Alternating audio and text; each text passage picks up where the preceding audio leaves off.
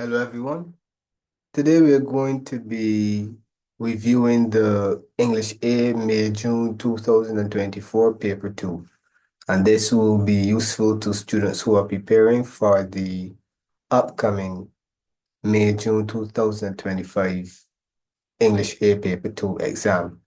Now, if you are wondering why I do not have my camera on, it is that it is because I have what is known as a subconjunctival hemorrhage. It looks like a blood clot in one of my eyes.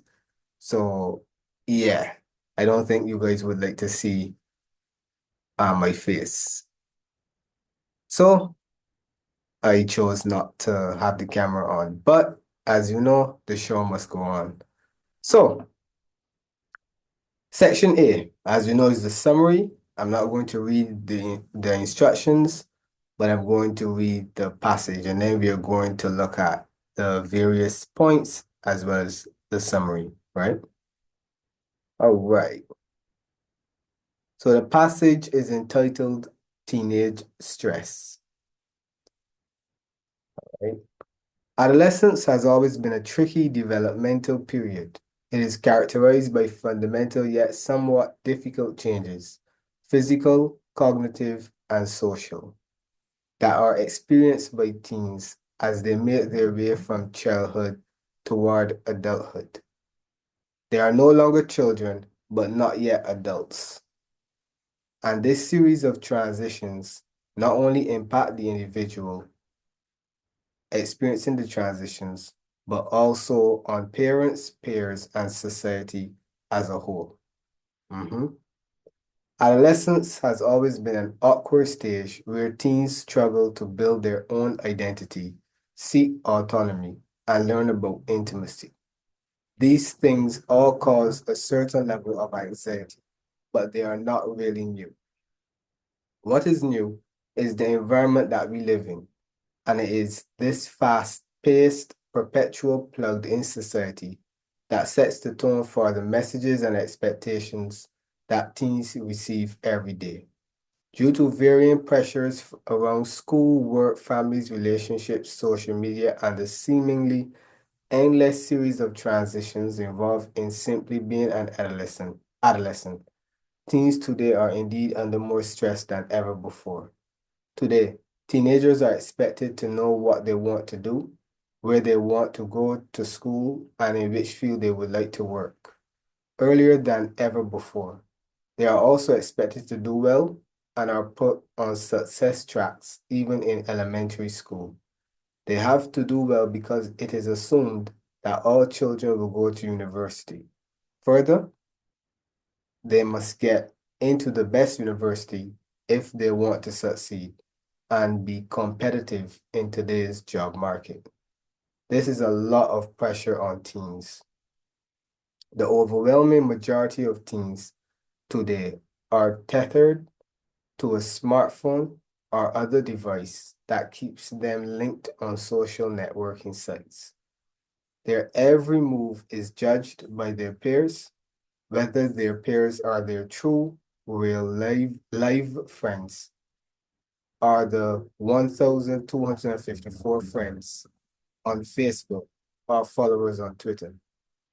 So the pressure is always on to be cute, clever, sexy, smart, and popular because social networking sites are the modern day hangout spot where teens spend a huge chunk of each day. It can be exhausting. All right, so that's our passage. So we have to identify 5 main points, right? So let us identify those. So the title is Teenage Stress.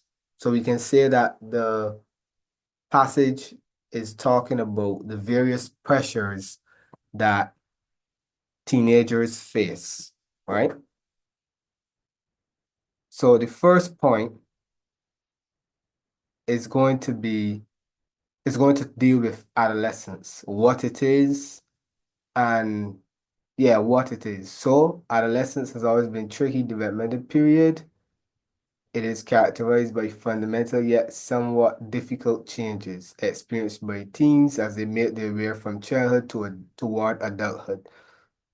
So this entire paragraph, the first paragraph, is talking about what adolescence is. Okay? So that is going to be our first point. How do we summarize that? Extract an idea from that. One, adolescence is very tricky as it is the period between childhood and adulthood. So that basically gives a brief description of what adolescence is, right? So the second point is going to be what causes it to be difficult, right? So this was mentioned. This also can be said that it was also stated in the first paragraph, but they explained it better or more in depth in the second paragraph, where it says that they struggle to build their own identity, seek autonomy, and learn about in the intimacy, right? So these are things that cause adolescence to be an awkward stage, right? So that would be our second point. The first point is going to talk about what adolescence is, and then the second point is going to talk about what makes it such an awkward stage or what makes it difficult, right? So adolescence always causes anxiety in teenagers because they have to construct their own identity, search for independence, and learn about intimacy. Yep. All right. So those are the first 2 points. The third point is going to be definitely, although it talked about the typical pressures or the typical problems that adolescents face, the passage also talked about the new world, like what makes being an adolescent more difficult in modern day society. So we go to the third paragraph where it talks about the expectations of society.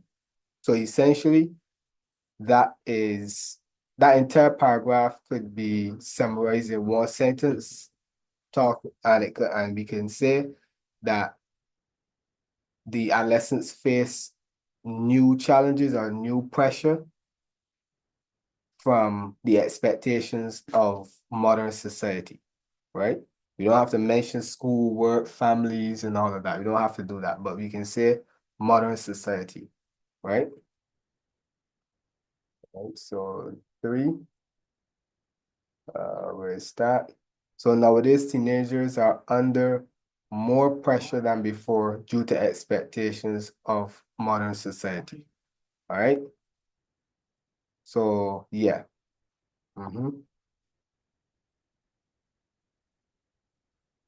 Let's continue. So then it elaborates and continues explaining modern day problems or pressures are. So it says in the fourth paragraph, they expected to know what they want to do, where they want to go to school, and which field they would like to work in earlier than ever before. They even talked about them being put on success tracks, right? So we can essentially say that all of that can be summarized in one sentence by saying that students have to, or teenagers must have their life trajectory sorted or figured out earlier than before, right? And then, of course, you can talk about how they're put on the tracks from primary school or elementary school. They're expected to perform well so that they can enter a good university and get a good job, right? So that would be our fourth point. And then the fifth point will be in the last paragraph where it talks about teenagers being attached to their smartphone and by extension, social networking sites. So that's a new pressure that modern day teenagers face because they must always keep, how would you say this? They must always present the best image because they're going to be judged by their friends. So that would be the fifth point, and that would be another source of pressure in modern society, right?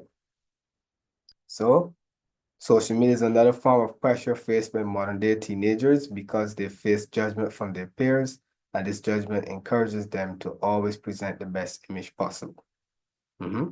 So these are our 5 main points from this passage.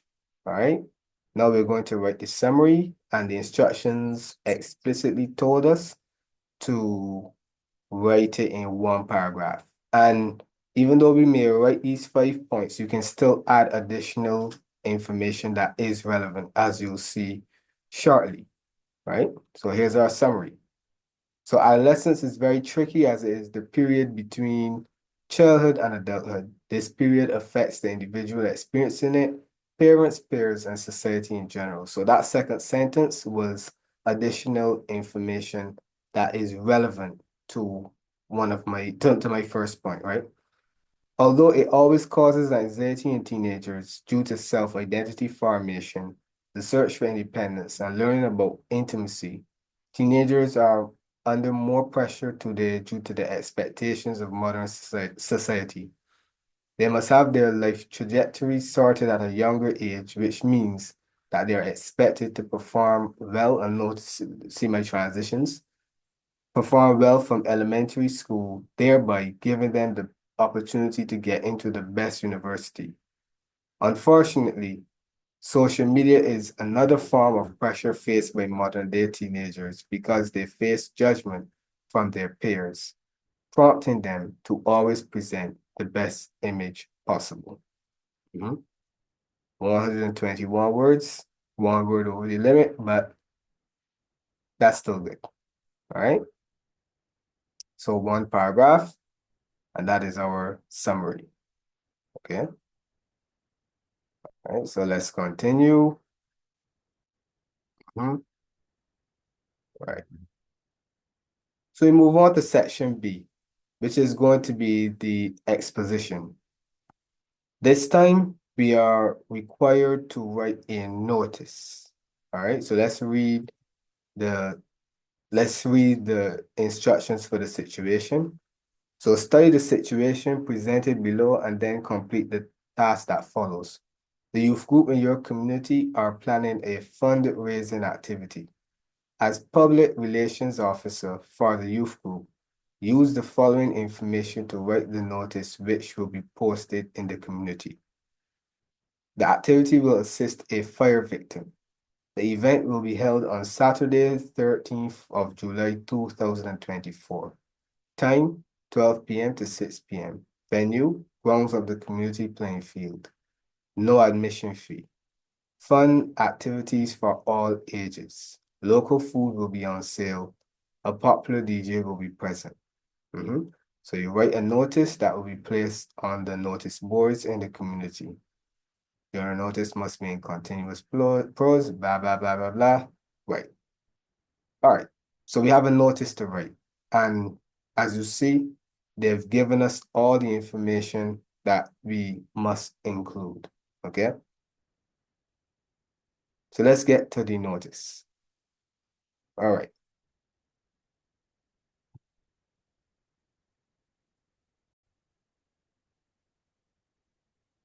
So the first thing we need to do is we need to give our youth group a name, right? So we call it the West Terrace Youth Group. And we, as you say, have it in caps, and we have notice because that's very important. Then we have to put the date.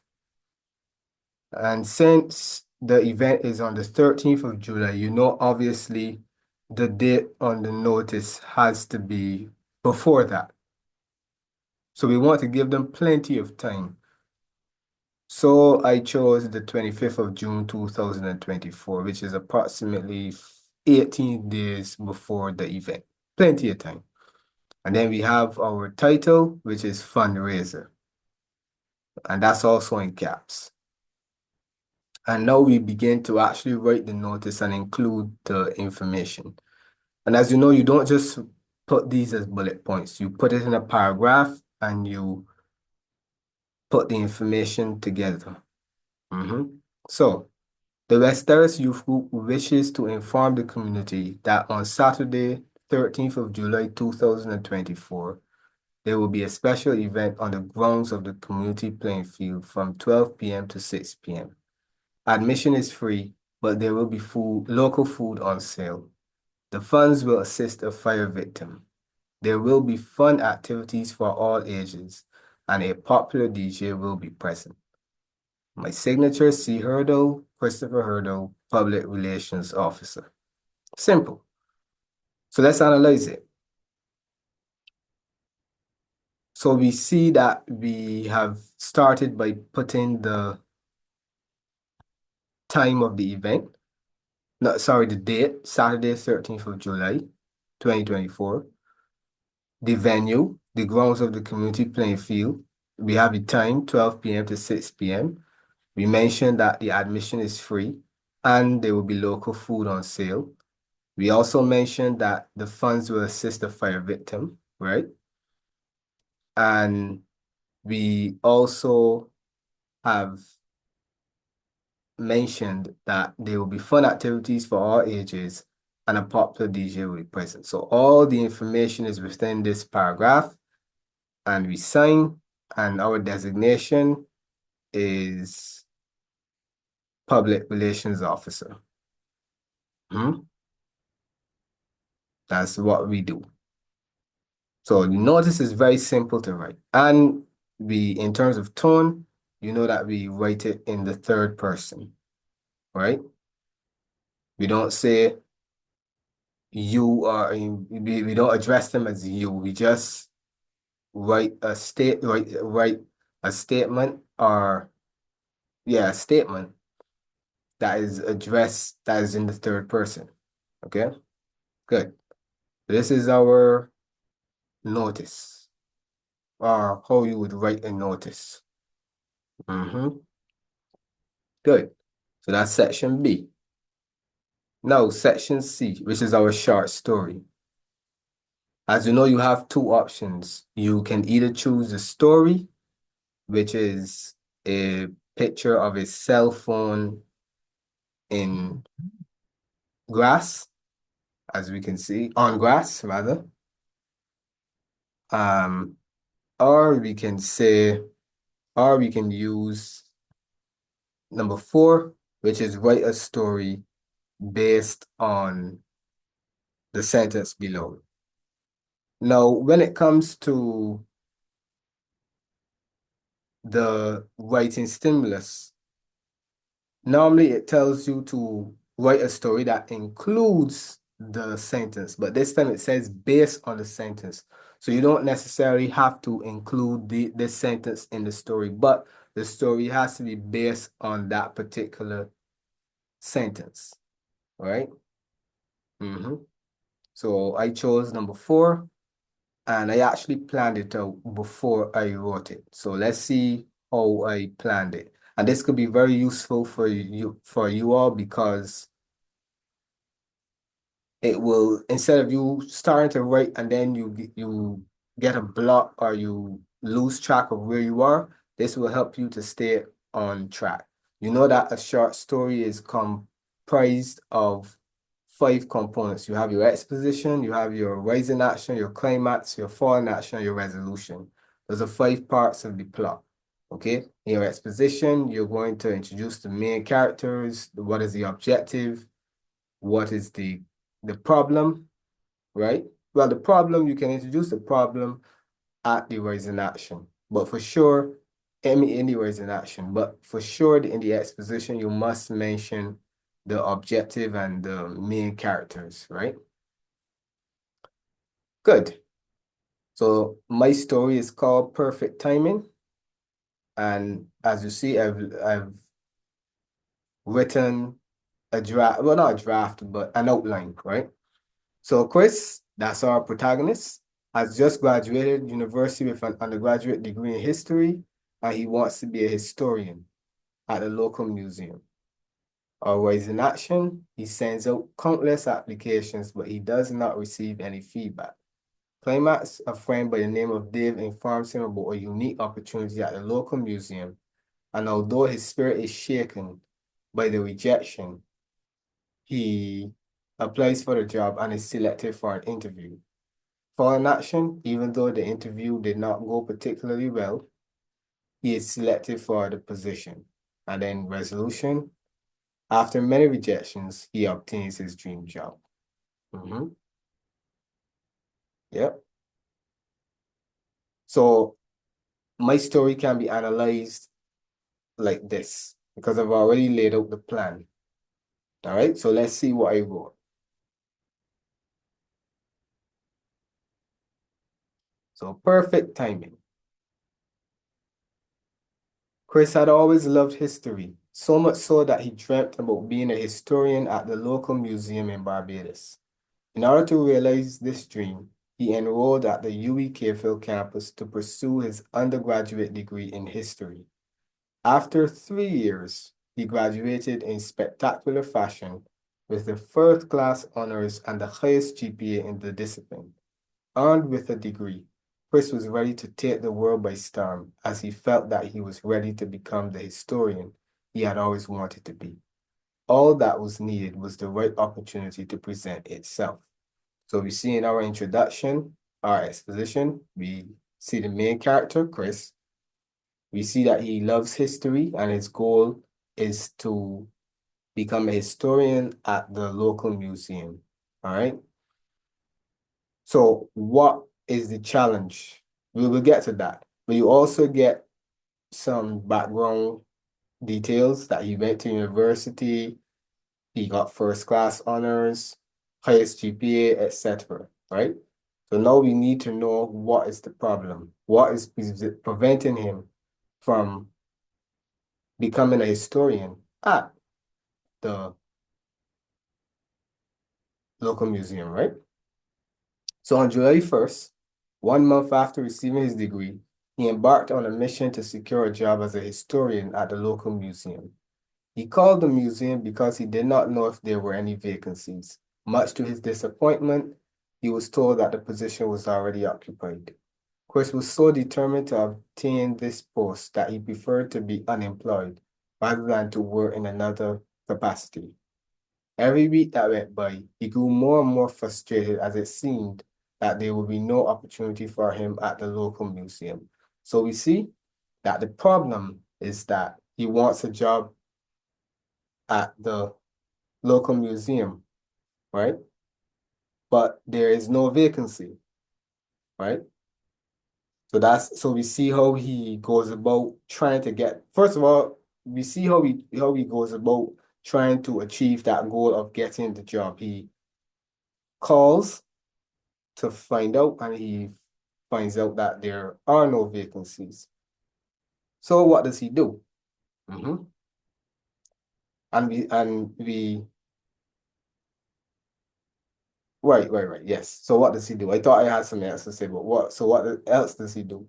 Consequently, he decided to swallow his pride and apply for other jobs that he saw in the newspaper. Despite sending out countless applications, he received no calls or emails. It was now July 1st of the following year, which meant that entire year had passed and Chris was still unemployed. He was miserable, depressed, and even contemplated suicide. One day, his friend Dave from university called him and informed him about a job opportunity for a historian at the local museum. He was so dejected that he did not even want to apply, but he eventually did. Okay, so we see that he was not getting, that the local museum did not have any vacancies. So he got frustrated after checking each week and realizing that there were no vacancies. So he decided to apply to other jobs, but he was not getting any feedback. So what does he do? He was very depressed, miserable, and even wanted to kill himself. But one day, his friend from university, a friend by the name of Dave, called him and told him that, the local museum actually has an opening for a historian. But his spirit was so shaken by the rejection that he did not even want to apply at first, but he eventually applied. So now we need to find out what happens. So we get into the climax, the most exciting point, right? Because the goal was to get a job at the local museum as a historian. Now that opportunity seems to have finally presented itself to him. Let's see what happens. To his surprise, he received an interview invitation email 3 days later. Chris preferred to keep an open mind as he was not in a good place mentally. Interestingly, the thought of another rejection inspired Chris to put his best foot forward. After all, this was the job he had always wanted. However, during the interview, Chris was so nervous that he made numerous mistakes when he responded to questions, but he made it to the end. Right. So we get into that, to the boiling point or the highest point, right? Our most exciting point. He finally gets the opportunity and he actually is invited to, he actually receives an interview invitation email, right? But but funny enough, because of the constant rejection that he would have faced, he wanted to keep an open mind. But at the same time, because this was the job that he always wanted, he tried to put his best foot forward, right? But when he goes to the interview, he's very nervous and he doesn't actually perform well, or at least in his mind, right? So what is going to happen?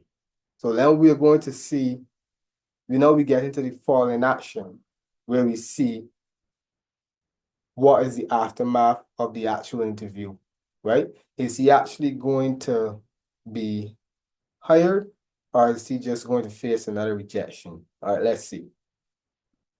Believing that he had performed terribly, he immediately ran to the bathroom after the interview to cry. He said to himself, "This is it. I cannot do this anymore." The interviewer heard him and told him to calm down. "You're hired," said the interviewer.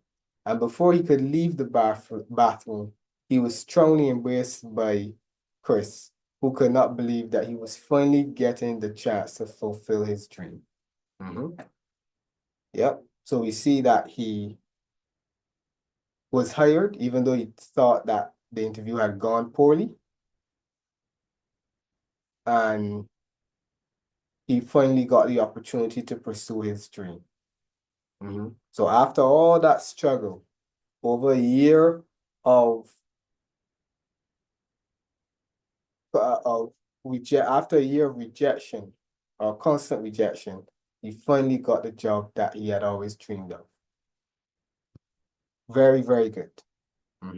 As you see, the writing stimulus was, he was about to give up when the unthinkable happened. So we can see that emerging from the last part, well, literally from the last part when it says, "I can't do this anymore." So if he did not receive the job, he probably would have, we don't know, maybe he would have committed suicide. We do not know. But he was in a very fragile place mentally. So it's a good thing that he got the job. All right. So that was 449 words. Right? Which is within the limit, because the limit is 450. All right. Good. So you see how my story, how my plot develops, how I would have written an outline first. That's what you should do whenever you're planning your short story, so that you save yourself some time when it comes to writing it. Okay, good. And section D, which is my favorite section, the argument. So what is the argument that we have to address? Physical education and sports should be compulsory for all students. That's right. So write an argumentative essay giving your views on this statement. No, I agree. I chose to agree with the stats. So just like my short story, I have already outlined my essay. Well, at least the points. I always tell students to write your points out first. So I'm agreeing. I'm going to agree.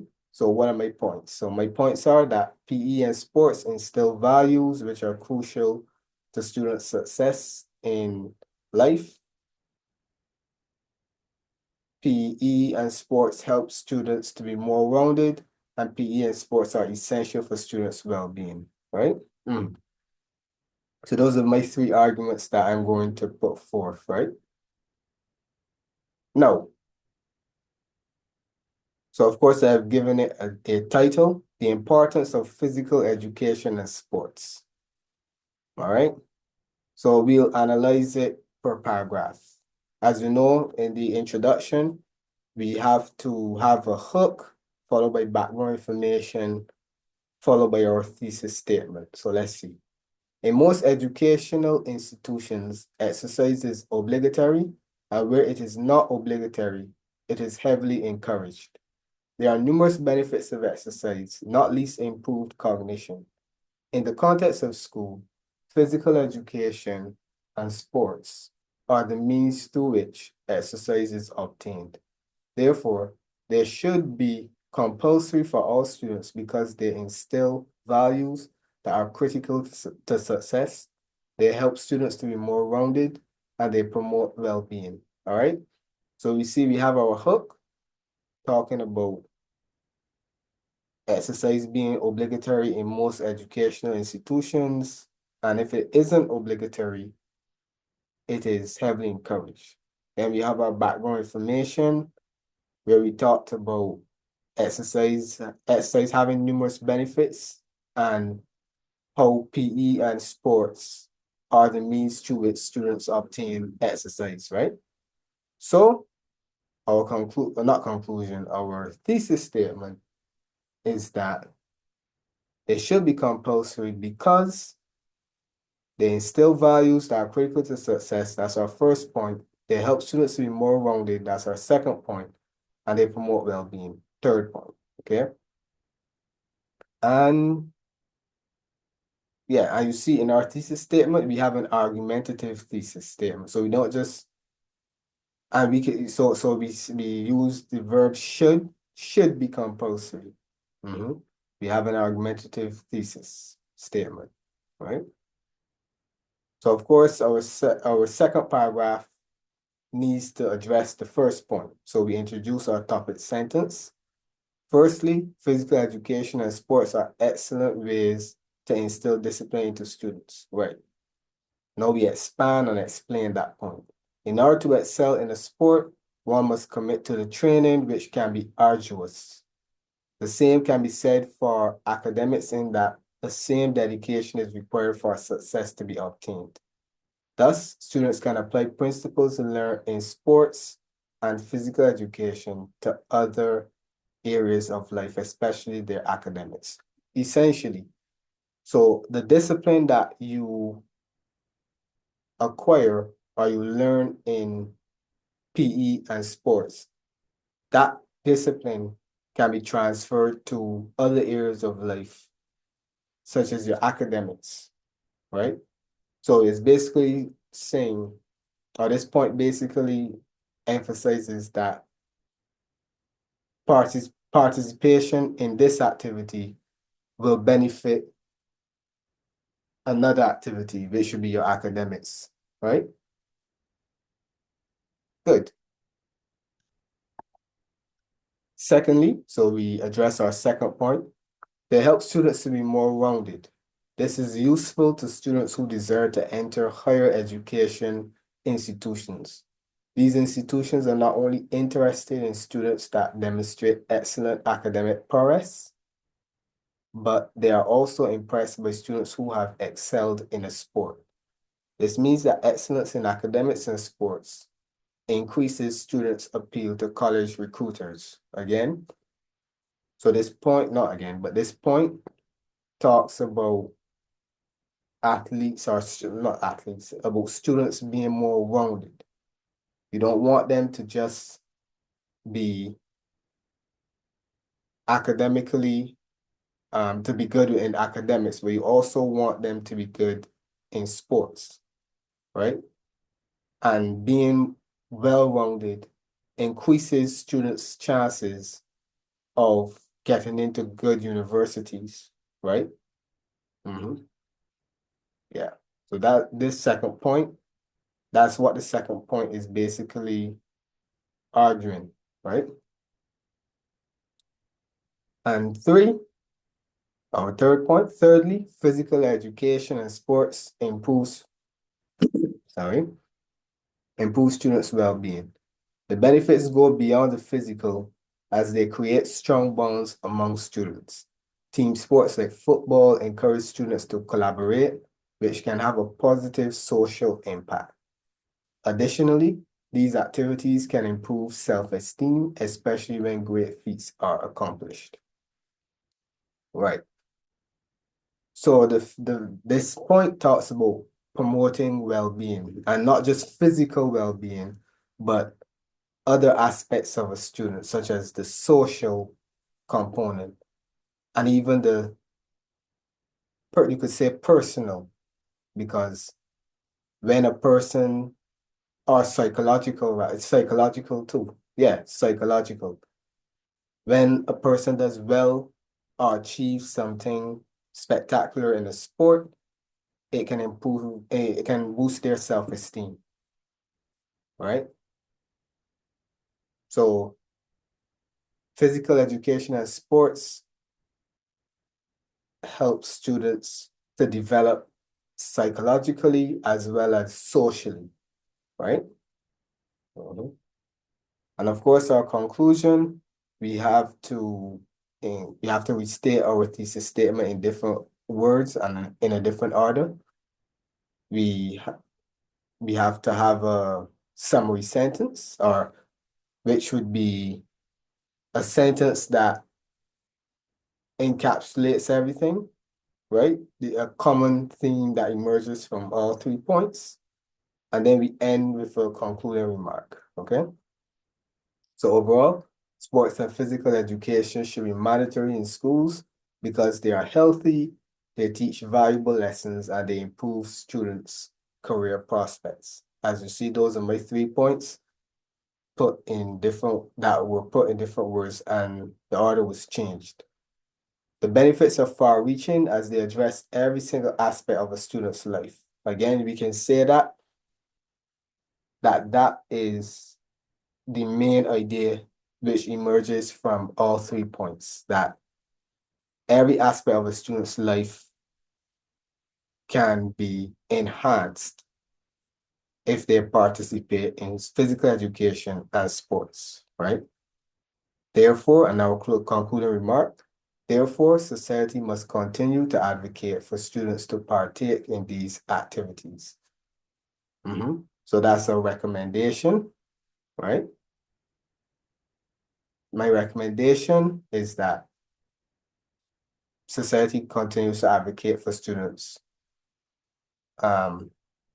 participation in these activities, right? And our word count is 299. So just within the limit, all right? Okay. So I hope that this was useful.